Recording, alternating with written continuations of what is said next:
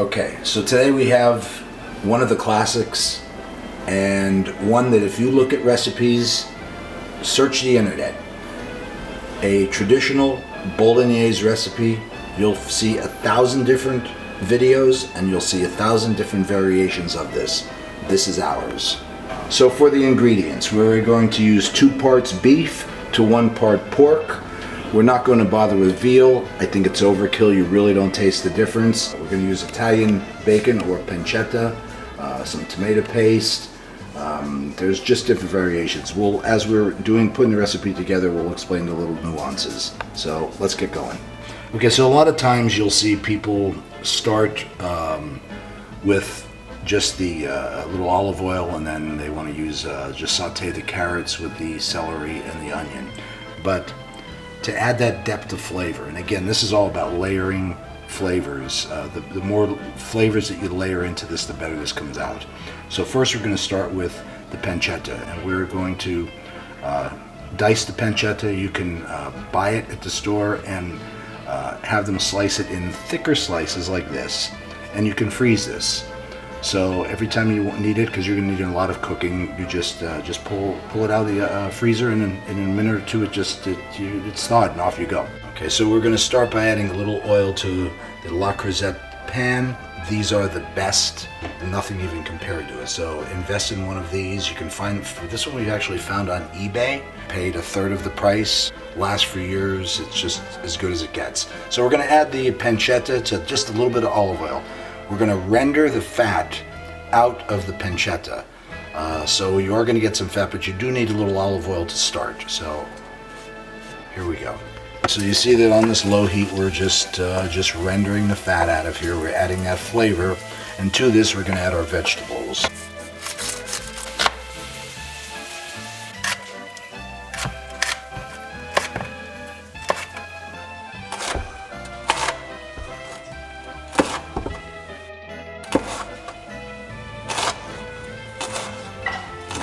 So all the fat has been rendered out of this bacon. If we don't want to burn this, but we do want to, again, nice and toasty. Let's just throw this on a paper towel for now.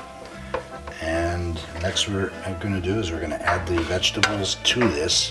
So you can see, number one, we could have just used, like a lot of recipes call for, just use olive oil, but this fat from this bacon is going to just flavor it so much more. So next step is into the rendered pork fat. We're going to add the vegetable, and it's going to be 2 parts onion, 1 part celery, 1 part carrot.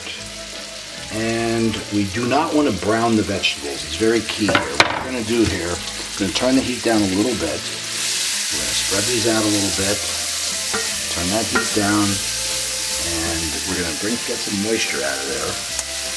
So in order to draw the moisture out, we're going to add salt to it. So we're going to add the salt, flavoring it, add a touch of pepper, get that heat a little lower. This is going to take about 10 minutes, and we're just going to keep stirring it. Again, we don't want it to brown, we just want to sweat it. So we're looking for translucency, especially in the onion. Okay, so a lot of the recipes for the Bolognese do not call for garlic, and so I don't like to put a lot in, but I like to put a little in.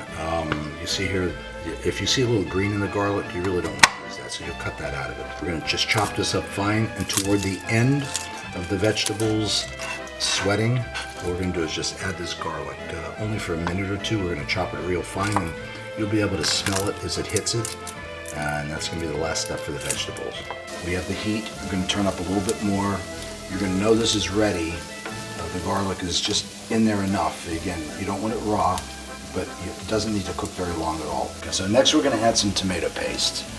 Again, many variations of this. This is maybe, they come in the small cans. This is maybe a quarter of the small can, maybe a third. Any brand is fine.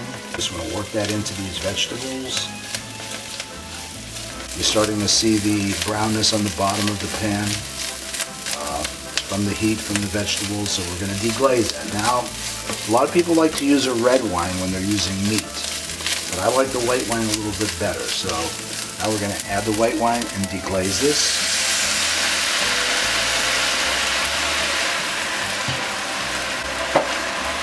Get all those bits off the bottom, all that flavor.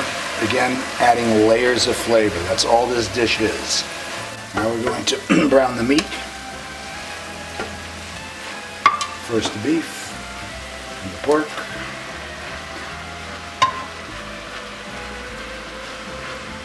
This is a little over 2 pounds of ground chuck, and it's a little over a pound of ground pork. So again, we're just going to brown this. This is going to take a while. It's quite a bit of meat. We have it on high heat. It's moving along quite nicely. Right now we can add that pancetta back in with the meats. Again, we took that out because once the fat was rendered out of it, we just didn't want to burn it, but we could use it again. Again, adds another layer of flavor, what we're trying to accomplish here. Okay, as you see, again, the moisture's coming out of it. This is what we want. Now, we're going to add more flavor. We're going to add a little bit of chicken stock to this. Not everybody calls for it, but again, we're going to cook it out. More flavor. It's just layer upon layer of flavor. Okay, most of that chicken stock is absorbed. So we added the paste already, but we're going to, again, let's just add another layer. We're going to take some marinara sauce, which was made earlier. Marinara sauce is basically just tomatoes with a little toasted garlic and cooked out.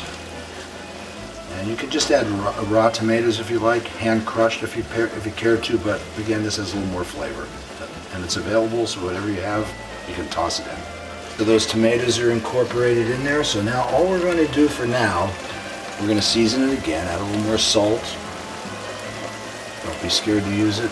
It's a lot of meat in there. A little bit of pepper. We're going to turn the heat down to low. We're going to give it one final mix. Remember, this La Creuset, this really holds the heat. And what we're going to do now, let the heat turn down, and we are going to cover this. Keep the heat on very low for about an hour, and then we're going to check it. Okay, so we're an hour and 15 minutes into cooking this on the low heat. It's been stirred a couple of times. You still see all the moisture because the lid has been on. So now what we're going to do is we're going to bump up the temperature just a little bit. We're going to start getting rid of some of this moisture and let the bolognese really start to come together. For maybe 10-15 minutes we've been stirring, so now it's time to add some fat content and another layer of flavor. So we're going to add about a cup of, you can use half and half, something a little better. You don't really need to use cream, but half and half will do. A little bit of milk if you don't have it around. And it's going to start to change the color. This is also going to tenderize the meat. Okay, so it's been about a half hour, and we're continuing to just blend these flavors. We're going to add a little more fat content. Take a couple tablespoons of butter. That's the next step.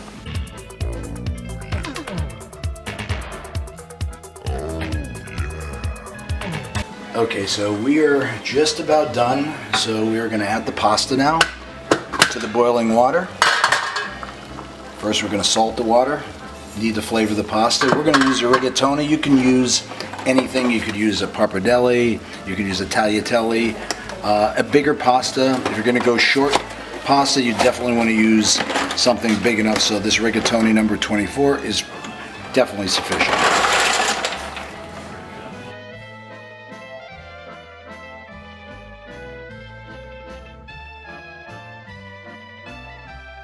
So the pasta is now done. So we're going to just take a little of that starchy pasta water. We turn the heat down. We're going to drain this pasta. Be right back. Add just a little bit of olive oil for a little more flavor, so the pasta doesn't stick. Onto the serving plate. And then the final touch.